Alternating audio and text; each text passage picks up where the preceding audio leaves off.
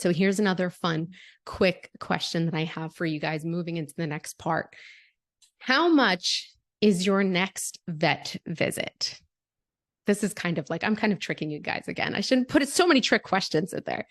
This one is kind of a trick question, right? Okay, it is. It's a trick question again. None of us know. None of us know how much our next vet visit is. Or if you don't have any pets, right? It could be, how much is your next car repair going to be? We just don't know. Like, none of us can know that number. So we can't budget or plan for that number, right? So let's look at how most people budget their money monthly, or in the passive way. I also call it the passive way. So you come to the beginning of the month and you set up your monthly budget. Now, if it was going to go by that passive way, right, by the way you're just kind of doing your monthly budget, it's like, okay, so every single month I come to my budget. The blue is what we're going to say is your rent. The green is groceries. And then everything else you could put kind of into those other colors. And this is how you think your money is going to go every single month, right? But how our money really functions, right, month to month, is that there are things that come up. Like the black in the February is saying, this was a car repair that just came up. The orange in May is, oh, I needed to take my cat or my dog or my horse to the vet, right? And that's going to go up too. And then December, I think we can all see what December is, that surprise expense that happens in December, which is Christmas, right?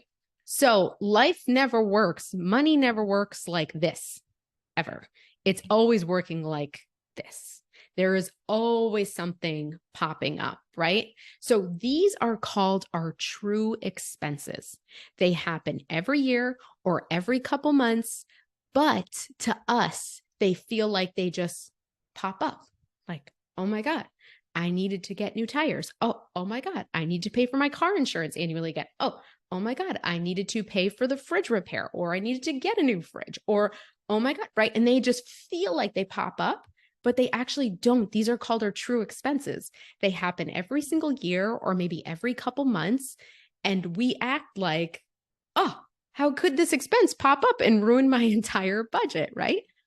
So this is when most people, when those pop-up expenses come, we turn to debt, right? We turn to credit cards, we turn to loans, we turn to all that stuff because we did not plan for that. We did not plan for that to happen. And this is how debt actually comes about. Like, this is how most people get into debt, is with surprise expenses. So rule 2 in You Need a Budget is what we also like to call the debt prevention rule. And what we do in You Need a Budget is we embrace the true expenses.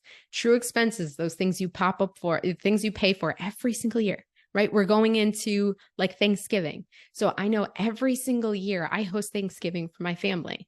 I could let it just be a pop-up expense that I'm just like, oh my God, I got to shell out like $500 to $800 to host Thanksgiving at our home, you know? Or I could be like, I know Thanksgiving comes every single year. I know I have to shell out money for Thanksgiving. Christmas is coming up. Oh, I know I'm going to have to shell out money for Christmas. So what does that look like when you use You Need a Budget? So when you're using You Need a Budget, this is what your budget looks like. There's little colors for Christmas. There's little colors for car repair. There's little colors for a vet visit, right? You could have little colors also in there too for home repair, car repair, right? All those things that happen all the time.